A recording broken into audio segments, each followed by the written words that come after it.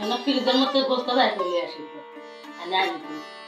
ফ্রিজের মধ্যে থেকে যে গোস্ত বাই করে আনতে রাখবো, আমারও তো মনে চায় যে না গোস্ত খাবো। যে অল্প একটু না গোস্ত পাচ্ছি সেটা যদি খাইয়া ফেলে দিই, তিনটা জামাই দিই। কে গো জামাই করে খালি মুখ আছে, আমার করে মুখ নাই খাওয়া। কি করবা, জামাই বেটি করে না খেলেলে অপরের বেটা বোঝই। বেটি কথা করি আর করি যে তোর বাপ মাও এই একটা রিত গেল, এক মুঠ ভাত খেলে সাহস পায় না। কবি আর বেটি ওগর কর কতই খিলাম কি করবে এমকে খাতে খাতে ফকিরি ফেলা দিও বেটা দিচ্ছে আমাকে। আবার তাও ওই ধান্দা আসা আসা কিচ্ছু করার নাই সুনীল মাও।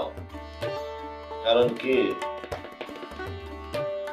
বেটি জন্ম দিছি, এখন বিয়ে দিছি, এখন যদি না খেলে বেটিদের উপরে অশান্তি হবি। আর খোঁচায় খোঁচায় করতে কবি যে ম্যাগি তোর বাপ মা এই একটা বছর যায়, এই একটা রিত যায়, কিচ্ছু খেলে না পারে না, কবি আর খোঁচায় দরকার নাই সুনীল মা। তো বিটি করে তো গোস্ত দিয়ে দিছি, তো আবার দাওয়াত দেওয়া লাগবি। ওদের না দিলে পরে তো কবি যে তোর বাপ মা এই রিদের মধ্যে দাওয়াত দিয়ে খিলালো না।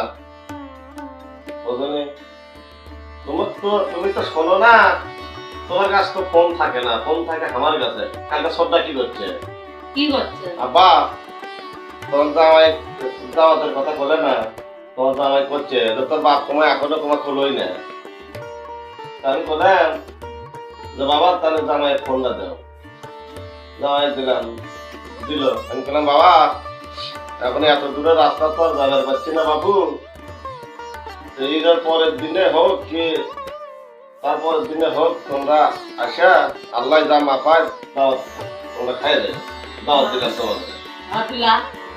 এখন জামাই করছে আব্বা আমার এক সপ্তাহ ঈদের পরে দোকানদারি হবে, আমি এক সপ্তাহ পরে যাবো, আপনি বেঁচে খাওয়া খাদ্য করে চলে আসেন।